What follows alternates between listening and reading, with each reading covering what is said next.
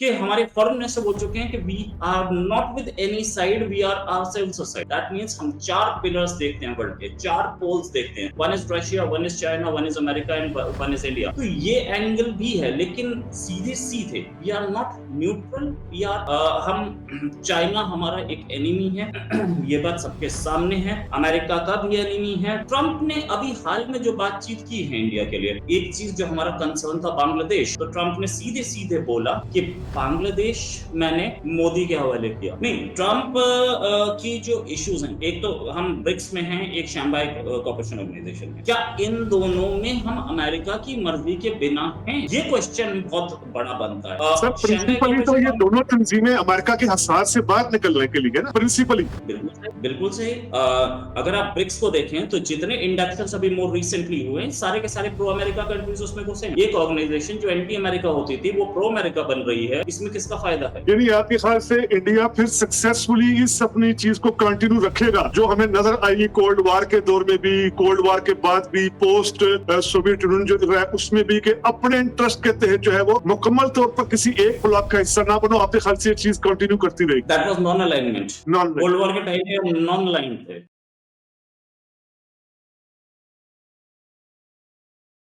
आजादी के बाद इंडिया ने नॉन अलाइंड खारजा पॉलिसी अपनाई। नेहरू ना मुकम्मल तौर पर अमेरिकी ब्लॉक का हिस्सा बने, ना मुकम्मल तौर पर सोवियत ब्लॉक का। 1962 की वार में अमेरिका ने चाइना के खिलाफ, चाइना इंडिया की वार में किसी हद तक अमेरिका ने सपोर्ट दी इंडिया को। उसके बाद फिर इंदिरा गांधी ने बाकायदा सोवियत यूनियन के साथ मुआहदे भी किए, अकॉर्ड्स भी किए। 1990s के बाद सूरत हाल तब्दील हुई। सोवियत यूनियन के खात्मे के बाद काफी हद तक इंडिया और अमेरिका के ताल्लुकात में बेहतरी आई, गुर्बत आई। 2000 में उस वक्त के अमेरिकी सदर क्लिंटन ने इंडिया का भरपूर दौरा किया। उसके बाद 2005 में जॉर्ज बुश और Indian prime minister Manmohan Singh के दरमियान India US civil nuclear agreement भी हुआ। उसके बाद से चाहे बाराक ओबामा हो, चाहे ट्रंप हो, चाहे जो बाइडेन हो, ये ताल्लुकात बड़े अच्छे रहे इंडिया और अमेरिका के। अब ट्रंप दोबारा एक मरतबा इंडिया में अमेरिका के सदर हैं। मोदी की मुलाकात भी हो चुकी है ट्रंप से। 2-3 इश्यूज हैं जो, जिस तरह टैरिफ की बात की जा रही है, एक इशू है। ब्रिक्स के हवाले से जो है वो अमेरिका को कुछ कंसर्न्स हैं, या उसके बाद जो इंडिया में जो जो लीगल इमिग्रेंट्स नहीं थे वो जिस तरीके से वापस आ रहे हैं, इस तरह कुछ मामलात हैं। तो आज हमारे साथ फॉर्चुनेटली इंडिया से ही मौजूद हैं रोहित शर्मा साहब, मारूफ जर्नलिस्ट हैं, तजियाकार हैं। वेलकम रोहित शर्मा साहब, रियलिटी बाइट्स में बहुत खुशामदीद आपको। खैरियत से हैं आप? या बिल्कुल खैरियत से हूँ। Thanks a lot for calling me on your show. मैं आप लोगों के शोज देखता हूँ, बहुत अच्छे शोज बनाते हैं आप। Thanks a lot for calling me. बहुत शुक्रिया रोहित साहब।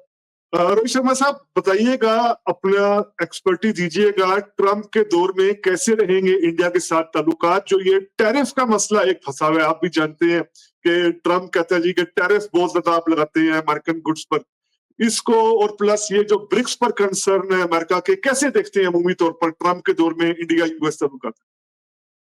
देखिए, ट्रंप सेकंड टर्म में आए हैं। ट्रंप को ये पता है कि मेरे पास एक थर्ड टर्म नहीं है, तो वो इस बार कुछ ऐसा कर रहे हैं जो कि हमने पहले नहीं देखा। अनप्रेसिडेंटेड कर रहे हैं। लेकिन हाँ, एक चीज तो हम देख रहे हैं कि इंडिया के खिलाफ जो एक्शंस हो रहे हैं उसमें कहीं ना कहीं चाइना है। ट्रंप ने टैरिफ्स लगाए, ठीक है, सब पर लगाए, नो डाउट अबाउट इट, ठीक है। वो अपनी लोकल कॉन्स्टिट्यूएंसी के लिए भी लगाए, कुछ दिखाने के लिए लगाए, बहुत सारे लोगों को डिपोर्ट किया। ये सारी चीजें उनके इलेक्शन प्रोमिसेस थी और उनसे उनकी पार्टी की और कंट्री की उम्मीदें थी। जहां तक बात ये कि इंडिया से क्या रिलेशंस हैं, तो प्राइम मिनिस्टर अभी मिलके ही वापस लौटे हैं वहां से। और वहां पर जब थे तो दोनों की बड़ी अच्छी दोस्ती हुई, दोनों की बड़ी अच्छी जान पहचान रही। मतलब इन द सेंस के पहले से ही दोस्ती थी, पहले से ही जान पहचान थी, लेकिन दोनों की बड़ी अच्छी हम लोग केमिस्ट्री देख पाए। इस केमिस्ट्री में एक चीज तो ट्रंप ने बता दी कि हम इंडिया के साथ है, और इंडिया ने भी एक चीज बहुत क्लियर, वहां पे प्राइम मिनिस्टर मोदी ने खुद बोला कि हम नॉन अलाइंड, जिसका जिक्र आपने अभी किया, प्राइम मिनिस्टर ने उस नॉन अलाइंड को बिल्कुल साइड किया और बोला कि हम न्यूट्रल नहीं हैं, हम पीस के साथ हैं। हम पीस के साथ हैं, ये इंडिया का स्टैंड आज से नहीं है, 80 साल से पीस के साथ है, ठीक है। What is new in the statement? हम न्यूट्रल नहीं हैं। हम न्यूट्रल नहीं हैं तो किसके साथ है हम? जिसके सामने बैठ के बोल रहे हो उसके साथ है, सिंपल। तो ये अब एक और एंगल भी है इसमें कि हमारे फॉरेन मिनिस्टर बोल चुके हैं कि we are not with any side, we are ourselves a side. That means हम चार पिलर्स देखते हैं वर्ल्ड के, चार पोल्स देखते हैं। One is Russia, one is China, one is America and one is India. तो ये एंगल भी है, लेकिन सीधे सीधे we are not neutral, we are हम चाइना हमारा एक एनिमी है, ये बात सबके सामने है। अमेरिका का भी एनिमी है। I2U2 और क्वाड को दोबारा जैसे बोलते हैं, दोबारा स्टार्ट किया, मतलब स्टार्ट तो था ही। बाइडेन टेन्योर में उसकी बहुत बुरी हालत हो गई थी, दोनों की। तो उसको उस पे दोबारा हम लोगों का फोकस जाएगा। ट्रंप ने अभी हाल में जो बातचीत की है इंडिया के लिए, एक चीज जो हमारा कंसर्न था बांग्लादेश, तो ट्रंप ने सीधे सीधे बोला कि बांग्लादेश मैंने मोदी के हवाले किया। राइट, तो ये समझने की बात है कि जिस तरीके से वो ट्रंप बात कर रहे हैं, ही इज ट्राइंग टू वो इंडिया, और वो रोहित इंडिया के साहब, आप बेहतर। बिल्कुल ठीक कह रहे हैं, आप बिल्कुल सही फरमा रहे हैं, बिल्कुल जैसे वो। लेकिन सर, दो तीन मसले तो है ना। जैसे एक पहली बात ये कि आप भी जानते हैं कि ट्रंप बड़े वोकल हैं, वो जो बात होती है वोकल कहते हैं जी, कि कनाडा को ये करना चाहिए, ग्रीनलैंड को ये करना। अब इंडिया ठीक है, जो भी उसका सारा अमेरिका के साथ ताल्लुका बता रहे, या अपने मफादात इंटरेस्ट को भी देखना। इसके साथ साथ सर, इंडिया शंघाई ताउन तंजीम का भी, जो शंघाई कोऑपरेशन ऑर्गेनाइजेशन है, उसका भी बड़ा एक्टिव मेंबर है। ब्रिक्स को लेकर जो इश्यूज हैं, तो ये जो दो तीन इश्यूज हैं, आपके ख्याल से ये ज्यादा लाइमलाइट नहीं होंगे? ट्रम्प जरा दबाव नहीं डालेंगे, भाई इधर भी थोड़ा सा देखो जरा? नहीं, ट्रंप की जो इश्यूज हैं, एक तो हम ब्रिक्स में हैं, एक शंघाई कोऑपरेशन ऑर्गेनाइजेशन में। क्या इन दोनों में हम अमेरिका की मर्जी के बिना हैं? ये क्वेश्चन बहुत बड़ा बनता है। सर, शंघाई प्रिंसिपली तो ये कोऑपरेशन, दोनों तंजीमें अमेरिका के हसार से बाहर निकलने के लिए ना, प्रिंसिपली। बिल्कुल सही, बिल्कुल सही। अगर आप ब्रिक्स को देखें तो जितने इंडक्शंस अभी मोर रिसेंटली हुए हैं, सारे के सारे प्रो अमेरिका कंट्रीज उसमें घुसे हैं। एक ऑर्गेनाइजेशन जो एंटी अमेरिका होती थी वो प्रो अमेरिका बन रही है, इसमें किसका फायदा है? तो अमेरिका और शंघाई कोऑपरेशन ऑर्गेनाइजेशन में भी पाकिस्तान घुसा, इंडिया घुसा, ये दोनों के एंटी अमेरिका हैं? नहीं। तो नए इंडक्शंस हम शंघाई कोऑपरेशन ऑर्गेनाइजेशन में होंगे और वो प्रो अमेरिका होंगे, तो अमेरिका का फायदा है। तो ये चीज चाइना जितना घेर रहा है इंडिया को और अमेरिका को, उतने में ही वो फंसता जा रहा है। अगर शंघाई कोऑपरेशन ऑर्गेनाइजेशन में अभी और अगर एडिशंस होते हैं, और उसमें कुछ प्रो यूएस कंट्रीज जैसे इंडोनेशिया लीजिए आप, फिलीपींस लीजिए, अगर ये एंट्री मारते हैं, तो वो ऑर्गेनाइजेशन भी, शंघाई कोऑपरेशन ऑर्गेनाइजेशन भी प्रो अमेरिका हो जाएगी। इस समय ब्रिक्स में आप बात कीजिए, ब्रिक्स करेंसी की बात हो रही थी, नए हाँ जी। इंटेंशंस के साथ ब्रिक्स करेंसी की बात ही गायब हो गई। ब्रिक्स करेंसी आएगी तो डीडॉलराइजेशन पे आएंगे, और डीडॉलराइजेशन होगा तो अमेरिका को खतरा है। अब इतने कंट्रीज ब्रिक्स में बैठे हैं जो कि उस शंघाई करेंसी को ब्लॉक करने की कुव्वत रखते हैं। तो ब्रिक्स करेंसी को ब्लॉक करने की कुव्वत रखते हैं। ब्रिक्स करेंसी या ब्रिक्स में अब अमेरिका के खिलाफ बहुत ज्यादा ज्ञान नहीं दिया जाए, ये देखिएगा। तो ये चीजें, इंडिया वहां बैठा है तो अमेरिका के लिए फायदा है, क्योंकि ये सारे मिलकर के तो कुछ और खिचड़ी पका ही रहे थे। जितनी बड़ी ऑर्गेनाइजेशन होगी, G20 इस समय यूएन का काम क्यों कर रही है?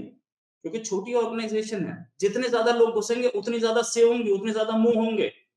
तो G20 में इस समय वो प्रॉब्लम सॉल्व की जा रही है, वो इश्यू सॉल्व किए जा रहे हैं जो कि यूएन को करने चाहिए थे, और यूएन फेल हो गया उनपे। G20 में इंडिया का एक बड़ा से, अमेरिका का से, चाइना का से, सबका बराबर से। लेकिन अगर यूएन की तरह आप 200 मेंबर लेके चलते तो आप कहां करते? वहां तो नाउरू और टुवालू भी कर रहे हैं ना। That's the problem. तो ये समझिए कि ब्रिक्स में कुछ चीजें हम सॉल्व करते हैं, ब्रिक्स में शंघाई कोऑपरेशन ऑर्गेनाइजेशन में कुछ चीजें हम सॉल्व करते हैं, कुछ एक्सरसाइजेस करते हैं, कुछ काम करते हैं। लेकिन इन सब में अगर इंडिया बैठा है तो कहीं ना कहीं अमेरिका चाहता है कि इंडिया बैठे, और हम लोगों को वहां पे एक अच्छा वो है ऑर्गेनाइजेशन। अच्छा रोहित साहब, ये आपने ब्रिक्स के हवाले से और शंघाई कोऑपरेशन ऑर्गेनाइजेशन के हवाले से बताया। अभी हमें ट्रम्प का जो 1 माह के करीब, 1 माह प्लस हो चुका है, महीने से ज्यादा वो इक़्तिदार में अब आ चुके हैं। हमें लग रहा है उनके बयानात की हद तक, अभी ऐसा नजर नहीं आ रहा, बयानात की हद तक लग रहा है कि काफी ज्यादा पॉलिसी शिफ्ट होगा। जैसे एक बड़ा पॉलिसी शिफ्ट देखने में आ रहा है कि सेकेंड वर्ल्ड वॉर के बाद जिस तरह जो वेस्टर्न यूरोप था, वो बिल्कुल अमेरिका पर अमेरिका के साथ साथ चलता था, रूस को लेकर या बाकी मामलात को लेकर, चंद छोटे इश्यूज के अलावा, जैसे 2003 में कई यूरोपीय मौलिक इराक वार में नहीं आए, लेकिन बड़े इश्यूज पर यूरोप अमेरिका के साथ ही चलता था। कनाडा आप देख लें, बड़ा क्लोज हलीफ रहा है, बड़ा क्लोज अलाय रहा है अमेरिका का। अब ट्रंप की वजह से कुछ शिफ्ट आ रही है, जैसे यूरोप के अंदर कंसर्न है यार कि हमसे पूछे बगैर आप यूक्रेन की वार को तय कर रहे हैं, रशिया के साथ मामलात कर रहे हैं। कुछ पॉलिसी शिफ्ट हमें नजर आ रहा है। अब इस पॉलिसी शिफ्ट में इंडिया जैसी एक इमर्जिंग पावर को, चाइना तो खैर अपनी जगह ही है, ऐसी पावर को अपने कहीं वो फॉरेन पॉलिसी के लेंस तब्दील तो नहीं करने पड़ेंगे। यानी ये तो नहीं होगा या यहां पर खड़े हो या फिर यहां पर खड़े हो, यानी खुलकर पूछा जाए तो या ट्रंप कैंप में खड़े हो या फिर जो नया एक तरह का कैंप बनना है वहां पर खड़े। कोई कोल्ड वार की तरह की सूरत हाल तो नहीं देख। ये पूछा जा चुका है इंडिया से, एक जी बार जी नहीं कई बार पूछा जा चुका है। हमारे फॉरेन मिनिस्टर ऐसे ही थोड़ी स्टेटमेंट्स देते घूम रहे हैं कि हम रशिया को नहीं छोड़ सकते, रशिया हमारा बहुत पुराना एलाय है। कहीं ना कहीं इंडिकेशंस आए हैं ना कि आप रशिया के साथ क्यों जा रहे हो, आप उसका तेल क्यों खरीद रहे हो। हाँ जी तो हम लोगों ने जवाब दिया है कि हम भैया हम रशिया को नहीं छोड़ सकते, आपसे दोस्ती होगी, आपने दोस्ती रखनी है तो बताइए, नहीं रखनी माइंड योर ओन लैंग्वेज, हम रशिया के साथ हैं। अभी SU-57 आया इंडिया, SU-57 रशिया का 5th generation stealth fighter. America ने बोला F-35 पहले बोला हम भेजेंगे और परफॉर्म करेगा, फिर बोले अभी एरो इंडिया में ये 1 तारीख से जो हुआ था एरो इंडिया शो बेंगलुरु में, वहां पे पहले बोले कि भेजेंगे परफॉर्म करेगा, फिर बोले कि भेजेंगे परफॉर्म नहीं करेगा, फिर बोले भेजेंगे ही नहीं। रशिया ने बोला हम भेज रहे हैं अपना SU-57 और हम लोग जॉइंट प्रोडक्शन करेंगे इंडिया के साथ। कोई इंडिया ने बातचीत नहीं की, कोई अमेरिका से तो बातचीत नहीं हुई, अपने आप आ गया और परफॉर्म भी कर दिया उसने। तो ये चीज़ है, ठीक है, हम लोग मार्केट हैं, वी आर अ मार्केट, और हम डिफेंस का भी मार्केट हैं, हम एक स्ट्रेटेजिक एलाय हैं, हमें हमारे अपने इंटरेस्ट अगर मैच करते हैं तो आप हमारे साथ आएँगे, नहीं मैच करते तो हम आपके पैर भी छू लें, आप नहीं आओगे, हमें पता है। तो हमें उससे हम आपकी अपनी मजबूरी है, आइए, फाइन, लेकिन हम 1:1 बात करेंगे आपसे। यानी आपके ख्याल से इंडिया फिर सक्सेसफुली इस अपनी चीज को कंटिन्यू रखेगा जो हमें नजर आई कोल्ड वार के दौर में भी, कोल्ड वार के बाद भी, पोस्ट सोवियत यूनियन जो रहा है उसमें भी, कि अपने इंटरेस्ट के तहत जो है वो मुकम्मल तौर पर किसी एक ब्लॉक का हिस्सा ना बनो। आपके ख्याल से ये चीज कंटिन्यू करती रहेगी? That was non alignment. Non cold war के टाइम पे हम नॉन अलाइन्ड थे। नॉन जी अलाइन्ड मतलब हम ना इस कैंप में हैं, ना उस हाँ कैंप जी में हैं। हाँ जी जी जी अब नॉन अलाइन से बाहर हैं हम। अब हम कहते हैं कि हम न्यूट्रल नहीं हैं। उसका मतलब ये है कि हम किसी भी साइड जा सकते हैं। मोस्ट प्रोबेबली अमेरिका से ज़्यादा अच्छी दोस्ती दिख रही है चाइना में, तो चाइना हमारी कितनी विज़िट हुई है पहले दिख ही रहा है हमारे प्राइम मिनिस्टर की। और दूसरा कि रशिया, उससे हमारी अच्छी दोस्ती है। लेकिन हम खुद एक साइड भी हैं। हमारे साथ भी बहुत सारी कंट्रीज़ चलते हैं। हम ग्लोबल साउथ के 120 कंट्रीज़ को लीड करते हैं। हमने साउथ एशिया को एक एक सैटेलाइट दिया है, साथ जैसे साउथ एशिया सैटेलाइट बोलते हैं, वो हमने बनाया और वो लोग यूज कर रहे हैं आज। अब बांग्लादेश का नया आया बंगबंधु सैटेलाइट, वरना बांग्लादेश, नेपाल, भूटान, श्रीलंका, ये सब तो यूज कर ही रहे थे। पाकिस्तान नहीं था उसमें, ना हो, हमें क्या फर्क पड़ता है, हमने तो बोला था आप यूज कर लीजिए, लेकिन आप नहीं यूज करना चाहते, फाइन। तो और बिल्कुल फ्री में यूज कर रहे हैं वो लोग इस सैटेलाइट को। तो हम उनको हमने कोविड मेडिसिन्स दी, हमने ब्राज़ील तक को कोविड मेडिसिन्स दी। ये सारे वो कंट्रीज़ हैं जो हमारे साथ हैं। अभी हमारे फॉरेन मिनिस्टर पनामा गए, हमारे prime minister Papua New Guinea गए। तो हम लोग we are in expansion mode. हम अभी ग्लोबल इंटरेस्ट पे काम कर रहे हैं, हम ग्लोबल डेवलपमेंट पे काम कर रहे हैं। पूरी वर्ल्ड के कंट्रीज़ को हम टेक्नोलॉजी दे रहे हैं, हम उनको मेडिसिन्स दे रहे हैं, हम वहाँ पे हॉस्पिटल्स बना रहे हैं। हमने अफगानिस्तान में नहीं बनाए, सिर्फ अफगानिस्तान में नहीं बनाए हमने। हम अफ्रीका में जो रेलवे लाइंस बना रहे हैं, हम अफ्रीका में हॉस्पिटल्स बना रहे हैं, हम अफ्रीका में बहुत सारा काम कर रहे हैं।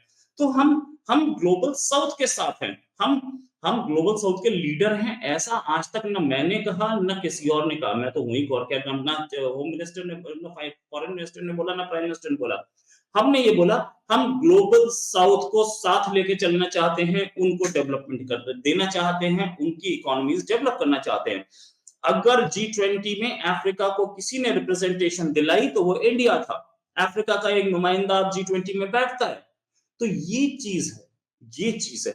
हालांकि अफ्रीका की पूरी इकोनॉमी अगर आप देखें तो अमेरिका के स्टेट ऑफ ओहायो के आसपास बनती है, एक स्टेट के आसपास। लेकिन अफ्रीका की इकोनॉमी से क्या लेना देना, हम ह्यूमन बीइंग और ह्यूमैनिटी की डेवलपमेंट की बात करते हैं, इसलिए हम वहां पर लेकिन हैं सर यहाँ और हमें ध्यान में रखना चाहिए कि ये जो आप फरमा रहे हैं दुरुस्त है, लेकिन साथ साथ चाइना भी बड़ा डीप पेनिट्रेट कर रहा है ना। अफ्रीका के अंदर भी चाइना की पेनिट्रेशन देखें, साउथ अमेरिका का जिक्र कर रहे हैं, वहां पर आप चाइना की पेनिट्रेशन देखेंगे। पनामा कनाल का सारा इश्यू हो है कि चाइना उसको इस्तेमाल कर रहे हैं। तो ये क्या इतना इजी स्मूथ सेलिंग होगी जिस तरह आप कह रहे हैं? जो आप चाइना फरमा रहे हैं जो ये इतना आसान होगा कि जनाब इंडिया के लिए सर? चाइना जो डेवलपमेंट कर रहा है, वो आपको भी पता है कैसी कर रहा है। चाइना क्या करता है, आपको कर्जे देता है और कर्जे हायर लेवल पे देता है, मतलब हाई हाई इंटरेस्ट रेट पे देता है और इतने दे देता है कि कंट्री वापस नहीं दे पाता, कंट्री की इकोनॉमी का भट्टा बैठ जाता है। कंट्री की इकोनॉमी बैठ जाती है तो उसके ऊपर इकोनॉमिक इंपीरियलिज्म, जैसे अंग्रेज इंपीरियलिज्म करते थे ना दूसरे कंट्रीज को कॉलोनी बना के, अब वो इकोनॉमिक कॉलोनीज बना रहा है। हम्म। बहुत सारे ऐसे कंट्रीज हैं जो चाइना के कर्जे के नीचे दब चुके हैं। इनिशियली तो वैसा लगता है कि $5 बिलियन आया, $10 बिलियन आया और अरे यार कुछ करना ही नहीं पड़ा, कोई गारंटी ही नहीं देनी पड़ी, उसने सीधे पैसा दे दिया। तो हमारे पॉलिटिशियंस, कंट्रीज के करप्ट पॉलिटिशियंस जो होते हैं वो उससे अपने मकान खरीद लेते हैं, यूरोप में अमेरिका में वो अपना सामान खरीद लेते हैं, वो अपना ऐश करते हैं, लेकिन कंट्री डूब जाता है इसमें। मैं 10 एग्जाम्पल बता सकता हूँ और हाँ जी, वो आप तो और आप जहाँ बैठे हैं उससे बढ़िया उससे बेहतर कौन बता सकता है कि मतलब आपको तो पता ही होगा कि कौन सी कंट्रीज ऐसे। मेरे पास एग्जांपल श्रीलंका बांग्लादेश का भी है, मेरे पास अफ्रीकन कंट्रीज का भी है। हम क्या करते हैं, क्या हमने डेवलपमेंट किया अफगानिस्तान में, हमने उसे एक बार भी बोला कि हमें हमने इतना पैसा लगाया, आप हमें इतना इंटरेस्ट दो? नहीं, हम जितना पैसा लगाते हैं सीधे सीधे बोलते हैं आपके डेवलपमेंट के लिए था, आप काम कीजिएगा। आज तालिबान क्यों, हमें पाकिस्तान ने बिठाया था ना तालिबान, पाकिस्तान के ही आईएसआई चीफ जाकर के वहां पे गवर्नमेंट बनवा के आए थे ना, रिकॉर्ड्स में अखबारों में छपा हुआ है, मैं तो कुछ गलत नहीं बोल रहा हूँ। लेकिन वो अफगानिस्तान आज इंडिया से क्यों बोल रहा है कि हमें हमें सपोर्ट करो? अफगानिस्तान के फॉरेन मिनिस्टर की क्यों हमारे फॉरेन सेक्रेटरी से मीटिंग होती है दुबई में, कतर में, राइट, कतर में, सॉरी, है ना? और आपके साथ क्या रिलेशन है देख ही लिए, बॉर्डर पे आपको पता ही चल रहा है। कल आपने बॉर्डर बंद किया, है ना? और बॉर्डर बंद करने के बाद क्या वहां पे बॉर्डर पे कितने पाकिस्तानी सैनिक मारे जा रहे हैं, हमें दिख नहीं रहा है क्या? ये है, क्योंकि हम डेवलपमेंट करते हैं, हम किसी कंट्री को डेवलप करने के लिए उससे कोई उम्मीद नहीं रखते, ना उससे पैसा मांगते, ना उससे कोई और हेल्प मांगते हैं, ना उससे रिसोर्सेज मांगते हैं, और रिसोर्सेज अच्छा रोहित मांगते हैं तो साहब, उसको ये क्रेडिट आप देते हैं। जी जी खारजा हवाले से, फॉरेन हवाले से सारा ये बता रही हैं जो इंडिया की सारा पॉलिसी या अप्रोच है। अब आपसे मैं थोड़ा सा वो आखिर में पाकिस्तान के से सवाल करने से पहले मेरा इस मौजू पर आपसे आखिरी सवाल कि इंडिया के अंदर जो ये फॉरेन पॉलिसी चल रही है, इसमें इंडिया के अंदर की जो पॉलिटिक्स है उसको आप कैसा देख रहे हैं? क्योंकि अभी ये बड़ा कांग्रेस पार्टी या समाजवादी पार्टी या कई और पॉलिटिकल पार्टीज ने बड़ा कंडेम किया जी, ये मोदी जी वहां बैठे ट्रम्प के साथ, उसके बाद फिर जहाज आया जी, हथकड़ी लगे लोग आ गए और सारा। ये आपके ख्याल से फॉरेन पॉलिसी को जो इंटरनल इंडिया की इंटरनल पॉलिटिक्स है उससे कोई किसी किस्म का बड़ा चैलेंज मिलेगा? क्योंकि इंडिया के अंदर काफी इशू है, हम भी जानते हैं एज अ स्टूडेंट ऑफ सब कॉन्टिनेंट, बड़ा मुश्किल से 2005 में कांग्रेस पार्टी ने वो न्यूक्लियर अकॉर्ड किया था अमेरिका के साथ, बड़ा कम्युनिस्ट पार्टी की मुजाहिमत थी, कई पार्टीज की इस तरह रेजिस्टेंस थी। यानी इंडिया के अंदर अच्छा भला इंटेलिजेंसिया ऐसा है, अच्छे वाले सहाफी, दानिश्वर, सूझवान लोग कि जो इन पॉलिसीज को ठीक जो पुराने एंगल से चीजों को देख रहे हैं, नहीं यार आज भी नॉन अलाइंड पर खड़ा होना चाहिए, नहीं किसी का हिस्सा बनना चाहिए। यानी आपसे सवाल ये कि इंडिया की पॉलिटिक्स किसी किस्म का इस सवाल से कोई किरदार अदा करेगी या नहीं करेगी? एक स्टेटमेंट, दो स्टेटमेंट याद दिलाऊंगा मैं। दो स्टेटमेंट्स थे। एक स्टेटमेंट था कि आसमान जमीन पर आ जाए या जमीन आसमान पर पहुंच जाए तो भी 370 नहीं हट सकती।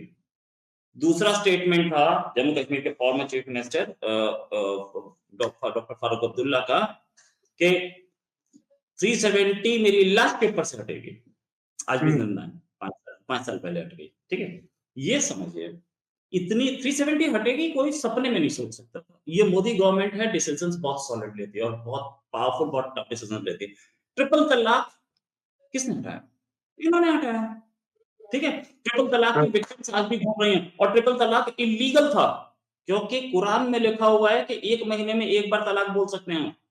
इंडिया में एक सांस में 3 बार तलाक दिया जा रहा था। जो चीज कुरान में नहीं लिखी वो यहाँ पे हो रही थी। उसको बैन कर दिया इन्होंने, राइट। अब देखने वाली बात, आप ये सोचिए कि इन्होंने वो डिसीजंस लिए हैं, वो बालाकोट स्ट्राइक, कोई सोच सकता था कि इंडिया पाकिस्तान ऑक्यूपाइड कश्मीर में नहीं, पाकिस्तान के अंदर घुस के मार सकता है? इतने बड़े सर ये डिसीजंस फिर वो लेने वाले। चाइना के हवाले से क्या कहते हैं जो ऑपोजिशन लीडर्स हैं, राहुल गांधी या बाकी आम आदमी पार्टी, वो क्या कहती है जी चाइना इतने किलोमीटर अंदर आ गया जी, इतने 100 किलोमीटर अंदर आ गया, ये फिर क्या? अच्छा, चाइना अगर कहीं घुटनों पे आया किसी कंट्री के सामने तो इंडिया, ठीक है।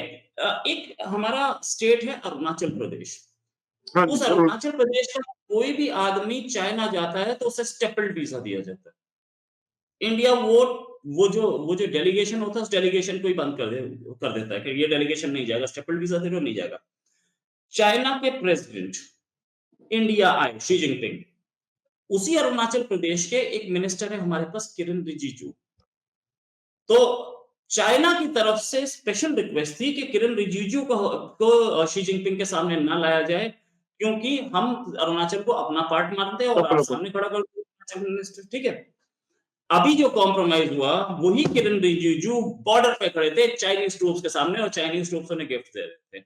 वीडियो किरण रिजिजू ने खुद अपने ट्विटर पे लगाया, आप देख सकते हैं।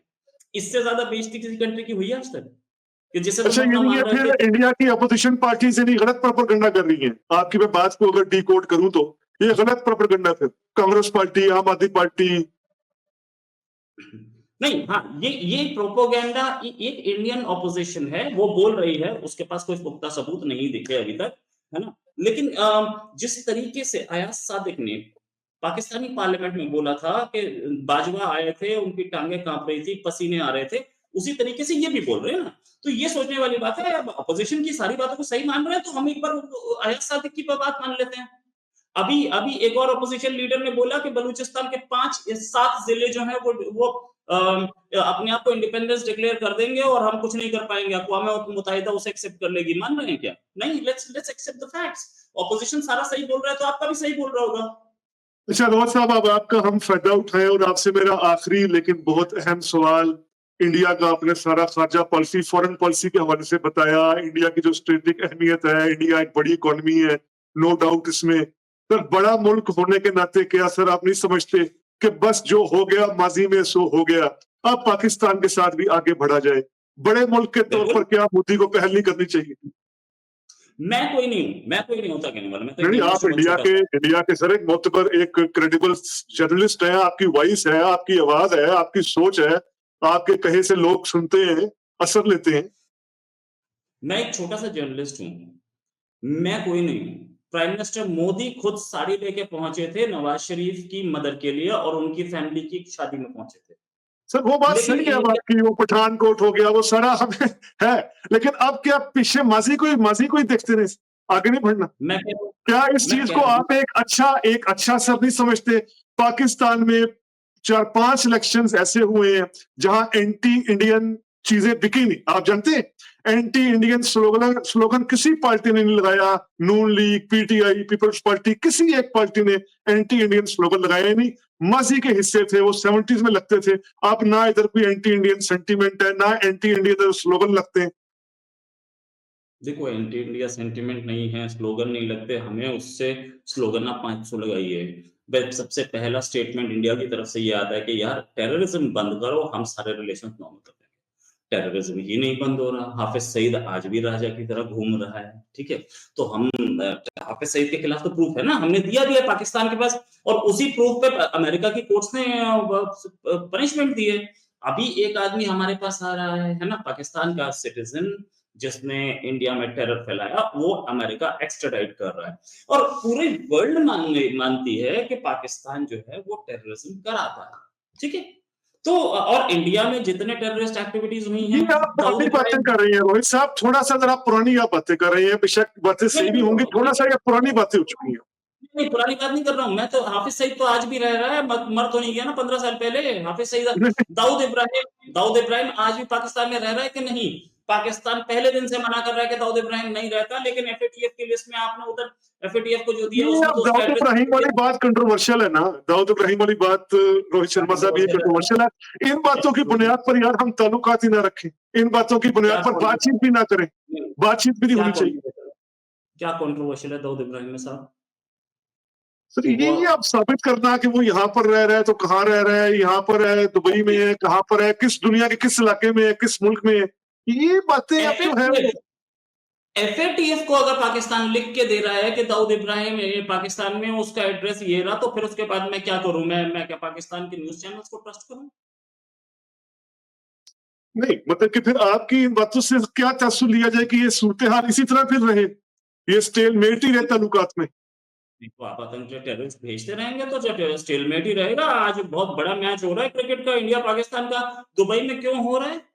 भाई इसमें कोई गलती हमारी है नहीं, क्या? आप बताइए सर, दुबई में क्यों हो रहा है? बड़ी अच्छी बात की आपने, दुबई में क्यों हो रहा है? पाकिस्तान में मतलब आने में क्या, ये बड़ी अच्छी आपने खुद ही बात कर दी, दुबई में क्यों हो रहा है पाकिस्तान के में? आप हाफिज सईद को लाल चौक पे भेजने की जो इरादे रख रहे हैं, हाफिज सईद को डी चौक पे बैठाइए, हलवा खिलाइए, खीर खिलाइए और इंडिया से ऐसे ही आप जैसे बोलते हैं ना कि इंडिया से हम दुश्मनी लेंगे और हमारा नारा क्या लाई लाई ले लल्ला, वो कीजिए। आपको क्रिकेट से क्या लेना देना? आपको तो 72 ओवरें चाहिए, लीजिए ना। नहीं रोहित साहब, ऐसा नहीं है, ऐसा नहीं है, ऐसा नहीं है रोहित साहब। आपने कभी पाकिस्तान का विजिट किया है? पाकिस्तान आए आप कभी? पाकिस्तान आने की जरूरत क्या है सर? बिना बिना आए आप नहीं, फिर आप पूरा सर पाकिस्तान कभी आए, पाकिस्तान देखें, यहाँ के लोगों को देखें, आप लाहौर फिरें, आप यहाँ जरा कराची फिरें, आप जरा यहाँ के लोगों को आकर देखें तो सही। ठीक है, मैं बिल्कुल देखूंगा सर, बिल्कुल। आप मुझे इनविटेशन वो मीडिया में जारी बात है ऐसे लोगों को उठा देना कि जो गलत, लेकिन आवाम को देखें, लोगों को देखें। बहरहाल आपसे बात करके अच्छा लगा रोहित शर्मा साहब, आप पहले भी आते रहते हैं, हम आपसे फायदा उठाते रहते हैं आपकी एक्सपर्टी से। आज भी आपसे बातचीत अच्छी रही। इंडिया के हवाले से, इंडिया की जो स्ट्रेटेजिक इंपॉर्टेंस है ये किस तरह सस्टेन रहेगी, ट्रंप के दौर में भी जिस तरह रोहित शर्मा साहब ने कहा कि मामला जो है ब्रिक्स के हवाले से उन्होंने बात की, या शंघाई कोऑपरेशन के हवाले से कि ये उस तरीके का एंटी अमेरिकन अलायंस नहीं होगा, तो इस वजह से ज्यादा इशू नहीं होगा। रोहित साहब, एक मरतबा फिर आपका बहुत बहुत शुक्रिया, आपने हमें ज्वाइन